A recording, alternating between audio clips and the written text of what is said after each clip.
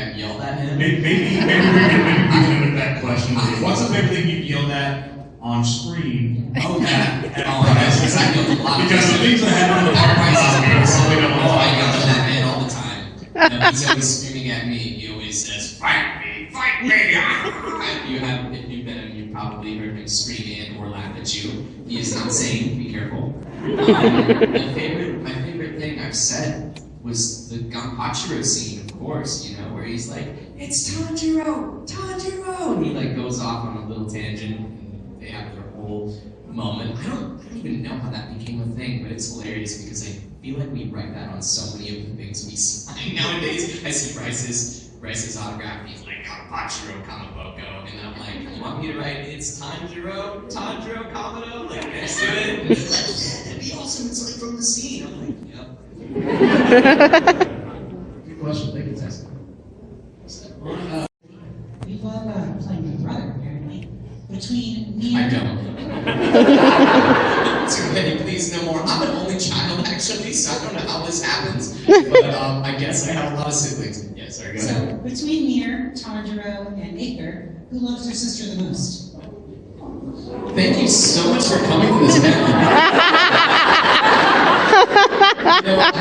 There's so much that happens. From what we've seen so far, I mean, it would probably be between like Tanjiro and maybe young Nier because they both go to such lengths. And I mean, clearly, if you're keeping up with Demon Slayer, that's the whole reason for the show. It's Nezuko. It's all based around her. But then again, you could almost say the same thing with Nier, right? He's doing everything to save his sister, to save Yona. So, I don't know. I'll call it a tie between those two. We haven't seen enough of the interaction between either of the meme. They've been separated. Good question. All right, come on. Yeah, let's try that. So my name is Kiana, and I want to know, my first question is, have y'all met your other's voice part as like, Japanese voice parts? Haven't. Never have I ever. That'd be so cool. I think we should do an exchange program. That'd be so fun. I really want to meet Natsuki. He's like an incredible actor. I was a huge fan of his work in a little show called Your Lie in April. He did an amazing job as Kosei, so I hope I get a chance to meet him one of these days. But we did do a YouTube video, and I got the biggest compliment of my life when he called me handsome. I play Kasuga Crow, and I think the Japanese actor is a crow. So, no. But when they cast me as a crow, I thought I was literally going to be clawing the entire time. Now you're going to be screaming at this kid, directions. North by Northwest! It'll stick with you. You'll have nightmares. And then my other question is, can y'all say my favorite voice line at I just did. Oh my god. Favorite voice line from Demon Slayer? Goodbye. Mine is, let's see, one of my favorite breathing forms from him is water breathing, fit form! Blessed rain after the drought. And then he slices off the Spider-Mom's head in a very immersive film. His entire family dies too. Except for Nezuko. Spoilers. So Mike 2. Mike 2, please. Okay, you guys, I want you to look into this light. Yeah. Thank you. All right, come on. Hi, my name is Olivia, and my first question is for Zach. What would you say is the most memorable character that you've ever voiced? Most memorable character? Oh, I mean, so many are very memorable, I guess. One of the crazier characters I got to play in Crazier Show, or should I say, Bizarre Show, is Koichi in JoJo's Bizarre Adventure. Never will forget that one, ever. All right, and my next question is for you, Doug. Bizarrely enough, a JoJo question. How was it playing Jean-Pierre Polnareff? Oh, my dear Olivia. It was one of the best experiences I think I've ever had in my life! Although I'm a little phobic of bathrooms for some reason. And it was a blast. And I mean, looking at the guy, he's got that high top mullet, totally 80s style. I mean, that's when I grew up in the 80s. So I was like, I'm in! Please, give me this guy! And here's a fun fact. So, for Stardust Crusaders, there was a big debate at first if we were going to do accents. We obviously did not. But if you're on Twitter, find me, and I did give a little snippet of what I would sound like as Jean-Pierre Polnareff with a French accent during the restaurant scene. It is not good. It is not. Thank you guys so much. Thanks, Steve. Thank you. Alright, my name is Jane Lynn, and I have 2 questions. The first one is for Zach. In Seven Deadly Sins, it's a spoiler for the end of the show. When you become Arthur and you become the King of Chaos, how did it feel to be? How did it feel the what? How did it feel to become the King of Chaos? Oh, how did it feel? I just want to point out this girl's face when you said that. She said spoiler alert. It felt amazing. It was so cool to kind of explore a different part of Arthur, I think, especially as an actor. And I don't know, I keep hearing things, not officially. Nobody, take this with a grain of salt, please. But I keep hearing things about like 4 Nights of the Apocalypse, and people keep talking to me and bringing it up, and I'm like, are we gonna do this? If so, I'm excited. So, I don't know. I'm excited for that. We'll see. Is in Demon Slayer when Tondra, I can't remember names for life, your character that you do, when they shoot you, how do you guys feel about that? How do you feel about being shipped? Why do you think they're sitting on the couch together? I mean, it's canon. So, yeah. I'm the worst at these questions, but yes, it is canon in the, manga and stuff. I think their story's really cool. I have not read the manga, but I have had it spoiled for me, so I do know what happens in the future. I'll be really careful to not say the spoilers, but based on like the story and how that develops and their interpersonal relationship in the manga, I think it's really beautiful and adorable, and I'm into it. It's really sweet. Questions, thank you. Okay, my name is Anna and this is for Zach. Are you trying to record this? Aww. I feel like I just got sold out. It's like taking your phone to stop you from doing this. But he's like, here, let me put it in landscape mode or whatever. Let me make sure I get a good picture. Thank you. Alright, so I literally just got done getting an autograph from you, and I mentioned that I was rewatching Demon Slayer. How fun is it to play Tanjiro in the recording booth? How fun is it? Yes. It's super fun and intense because this character gives 120% to everything that he does. He's screaming, crying, dying. I mean, he's doing everything at maximum effort. So when I record at home, I get out of my booth after like a 4-hour session, and honestly, I just hit the floor and I go right to sleep. It's so much. Do you have to like strip down to boxers?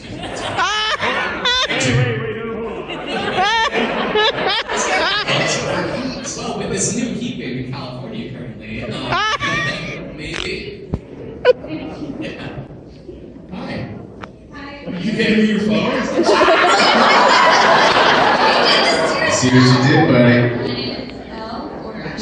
I knew this. Oh, yeah, take mine.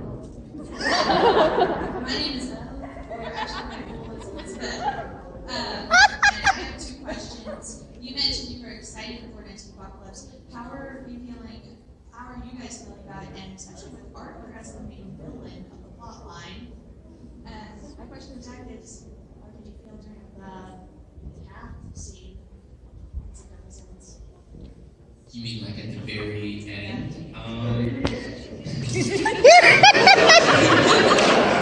Yo, here, flip it this way.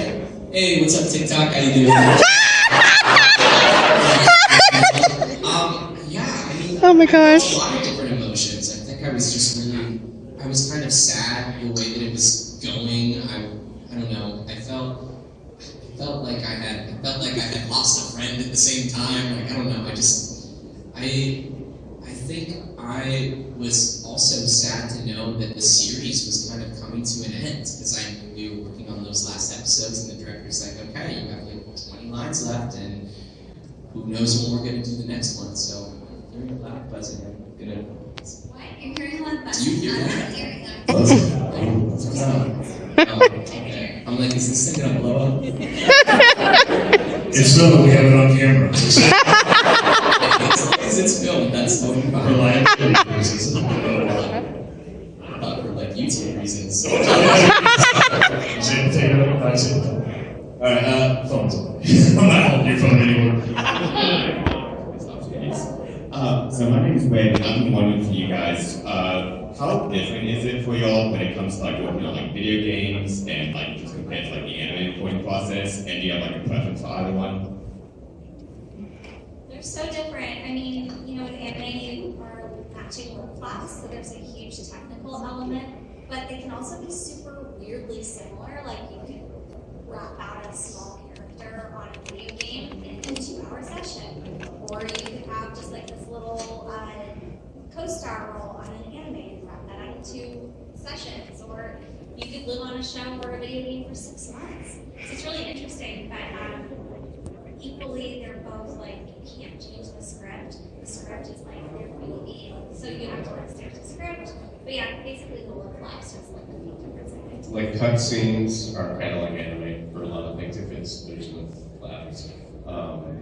Usually, well, according to Mr. Zakura, you probably do video game voicing as Tanjiro with all the energy put into it. Yeah, But Kamikaze typically Chronicles. you're going to do your cutscenes, like all your dialogue and your shout-outs, and then at the end of the session for a video game, you basically rip your throat out doing all the efforts. So that's a big part of it. I just did a 4-hour session. I just got out of COVID, and I was like, I can't do this anymore. I can't. I'm beating myself up. So yeah, it's pretty exhausting. But with anime, it really depends on the character that you're playing. Like you said, it's more chronological. Yeah, exactly.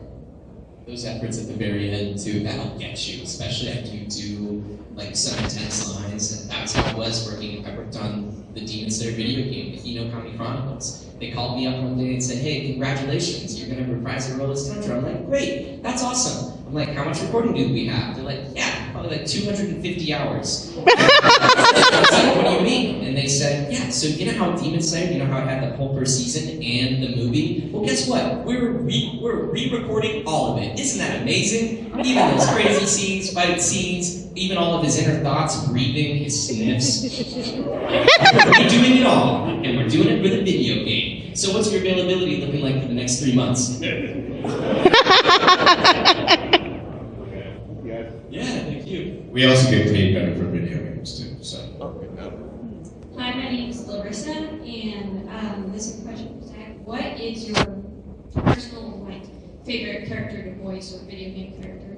It's so hard to say. I mean, I will say one character that really meant a lot to me was playing Byleth in Fire Emblem, and part of the reason to that is because I knew what the Fire Emblem series was, but also because he got put into Super Smash Brothers, and I've been playing that game since I was like 7 years old. I have the most amazing memories playing that with my friends growing up, and you know, my friends' moms getting angry at us for playing video games, and then we would shut off the GameCube and act like we weren't playing video games, and we were just sitting in silence. It was really weird and awkward.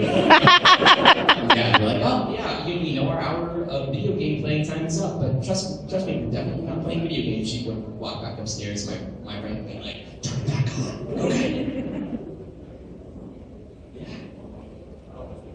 Hi, my name is Lacey. I have a question for all of you. Do you guys feel like you have a character that you relate to on maybe a personal level or like a game or level that you voice? Grumpy Bear from Care Bears. I mean, let's be honest. I'm kind of an a-hole. That's the character. That is probably one of them, actually.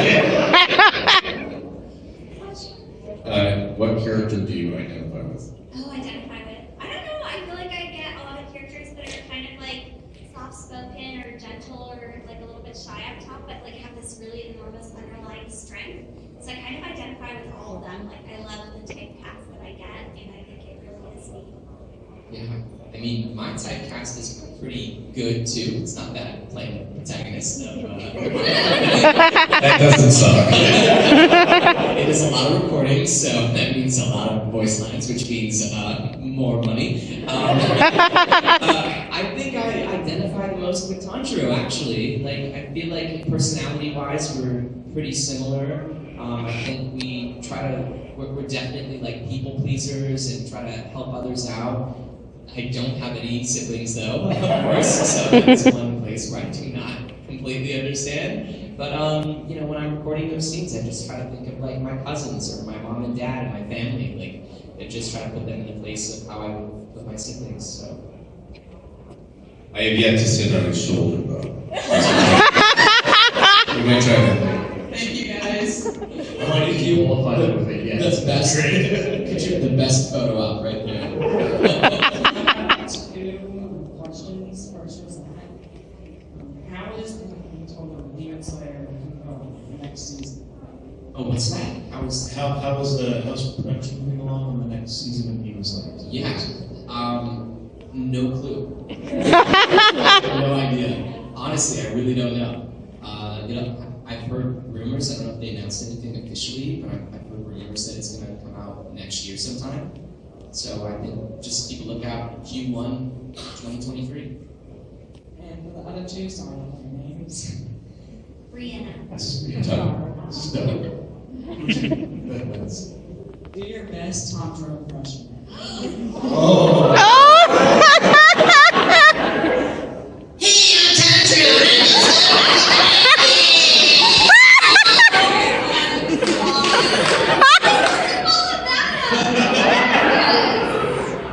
I think that was 10 on, right?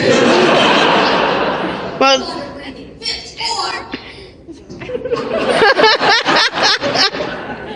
We'd like to thank you all what's for wrong your with most this? interesting Bro. That's and Doug's canal impression.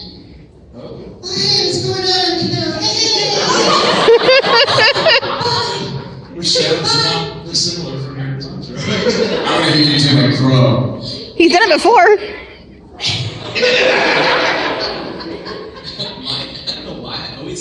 You don't even do this, but every single time, like somebody talks about the Katsugai crow, I just think of like a parrot, like, I'm a crow. You need to go to the northwest. I was hoping that's what I was gonna do. Hey, what's going on, little crow? I'll go someplace else. Do you know what Bryce says? He always says, he's like, yeah, I think Inosuke would eat that crow. Oh, That's what he says. last night we went out, he bit me. I don't know if I like that guy. Be careful around that man. He's not saying it. Has had far too many Red Bulls today. Hi,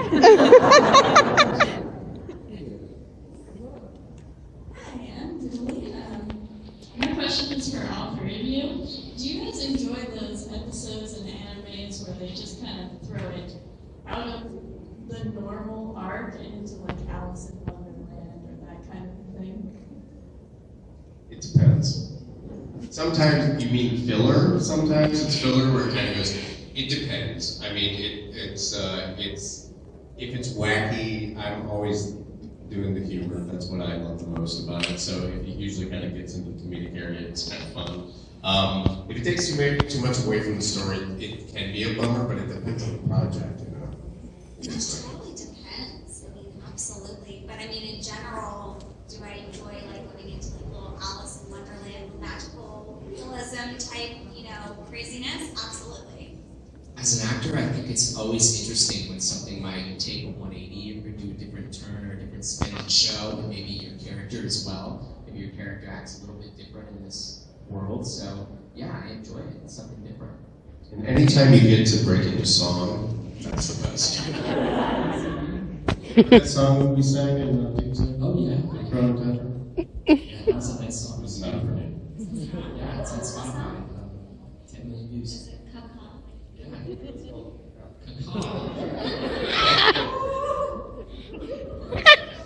my name. My question is for Zach. What is the most awkward line you have to say in teaser? What is the most awkward line? I think awkward. Oh, awkward line. Awkward line. I'm not sure. I mean, he says a lot of like crazy things when he's usually talking with Inosuke and Zenitsu. One of the, it's not necessarily awkward, but like when who's he talking to? Yushiro. When he's talking to him about Nezuko, like, you know, I'll have you know Nezuko was the most beautiful girl in our whole village! And he like goes off and on his whole rant. I just watched that episode. You did? Yeah, I just started the show. Yeah. That was a fun one. I don't know if it's really awkward though, but I guess I don't know, it was interesting. My question is for Doug, obviously. Yes. My question is, after so long, are you excited to jump back into World Bleach as a voice? Yes, and everybody that has read the manga has come up to my table and been like, oh my god, listen to this. And I'm very excited about it. I'm always honoring Michael Lindsay, who was the original voice of this character. And now that I've done a couple, I've kind of imbued a little bit of my own thing into Kisuke, and really excited about this project. It's gonna be a lot of fun. Yeah. Thanks for all the spoilers, guys. Hello, my name is Victor, and so this first question is for all three of you. What would you say, overall, the character that gave you the hardest time for voice, like interacting with the most? Yeah, definitely. Definitely Tanjiro.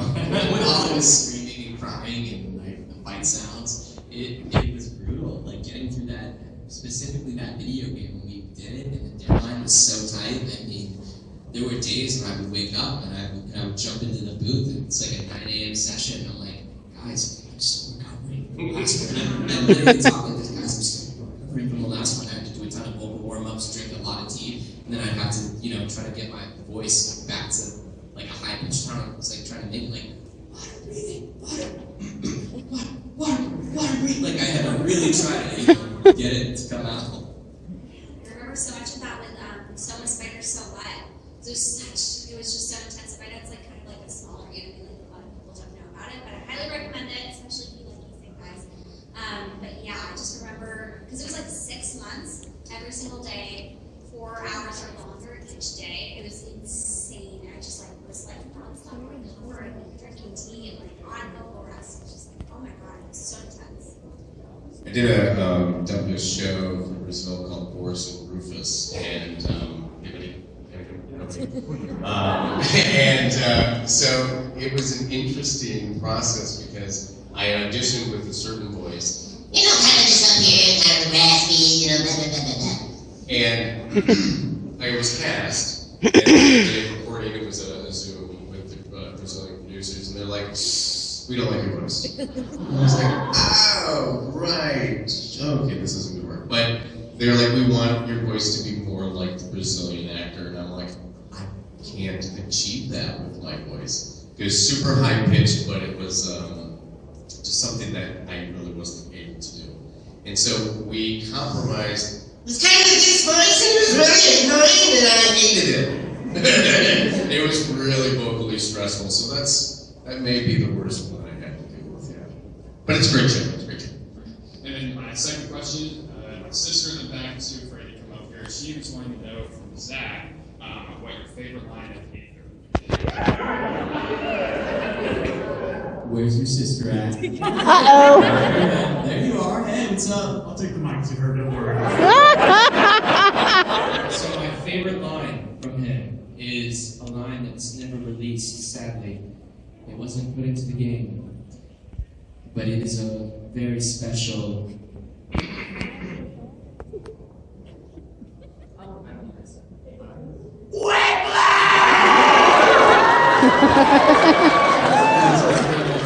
And my second favorite, which is really close, is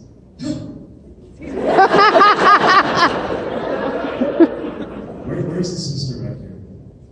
Does that satisfy your curiosity? Yes, it does. Do you want to stand up and wave?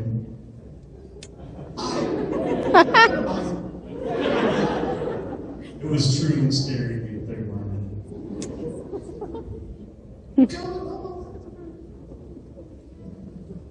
Whenever you go back and watch animes that you voiced in, have you ever cringed when you realized you could have changed the way you made it sound? All the time. All the time. I'm like, why did they hire me for this? Sometimes the anime itself just makes me cringe. Well, it's interesting because there have been a couple times where you record it and you're like, it looks perfect. Like it looks, the sync is perfect. And then you actually see it and you're like, what did they do? And I'm like, oh, was it me or was it the sound engineer? Something, sometimes it's off. I believe post. Post, yeah. Post. Kind of. I don't know. It depends. I really wish I could go back and like redo a level and see. That was my first anime I was ever in. We switched directors 2 days into it, and then the second director had me change my voice, but we didn't go back and re-record all the other stuff. So I was like, y'all just gonna leave it like this?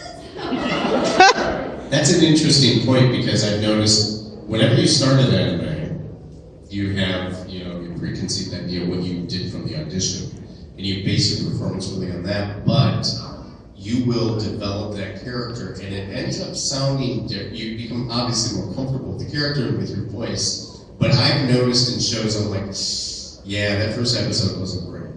And it's just because people were really finding their place in the show. But, that's the beauty of shows going on forever. You have time to develop. All right, I just have a couple that are very quick and easy. So for Zach, You guys going? Whenever you voice Violet, a big part of the character is that he's unable to express really strong emotions, especially in the video game. So how do you as a voice actor kind of get around that, still give the passion that you have for the role? And then just generally, for all three of you, how did you get involved and what's your biggest advice to people wanting to become voice actors?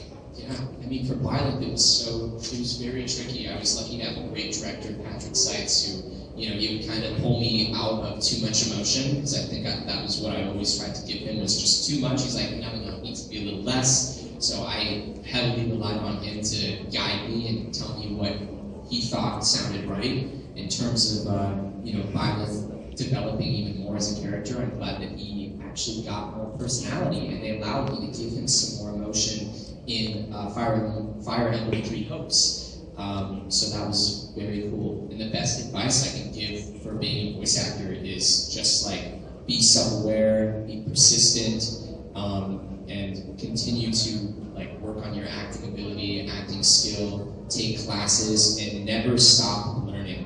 Be a sponge at all times. Listen to those around you and just try to soak up as much information and try a bunch of different paths. There's no one correct way to get into the industry. For me, I lived in California, had all the opportunities. My parents got me into acting at a really young age, so I was super fortunate to have that already behind me. But I ultimately went on to take a bunch of voice acting classes. Nothing happened for me. I met casting directors with studios, submitted to agencies. Nothing happened for me. And then I went on and I won a voice acting competition at an anime convention.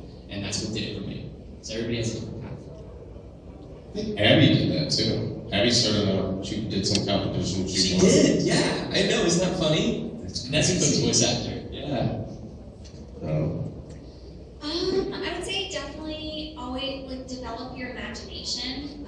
Lots of reading books, fiction.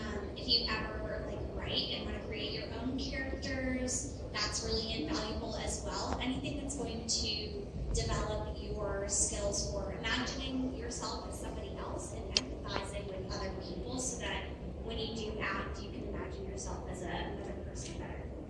Yeah, acting is the baseline, and it's because with what we do as far as anime, dubbing, anything, it's so technical, and you have only a certain amount of time to get things done that the acting needs to be subconscious. You need to be able to do it without thinking about it. Because there's so many other technical aspects to what you're doing. And I mean, at this point, you guys are probably in the booth going, let's just roll through 5 lines in a row. You're because you can get that flow through it. Because you have a truncated performance. Because typically you'll only do 1 line, They'll cue you up. You'll do one line. They give you 3 beats. You come in. They'll play the Japanese or whatever language it's in, and then you have 2 seconds to watch it, and then you got to come in with the English. So it can be very daunting if you start out, but that's why we always stress acting. So that's not even a consideration that you can focus on the technicality, and then once you get the technical stuff done, then it just flows. Get a microphone, get some headphones, listen to yourself, rock and roll. All great questions, guys, but we do need to wrap this up. I believe you guys are heading back downstairs for a little while, yes? Yeah, we're going to be signing downstairs. Will you stop by and say hi to us? Absolutely. All the questions you didn't get to ask, the photos you wanted to take, the autographs you want to get, make sure to get those downstairs. Before we go, we would like to get a photo with all of you so that we can post on the Arkansas Comic Con social media channels. So what we'll do is we're just going to stand up and move to the edge of the stage.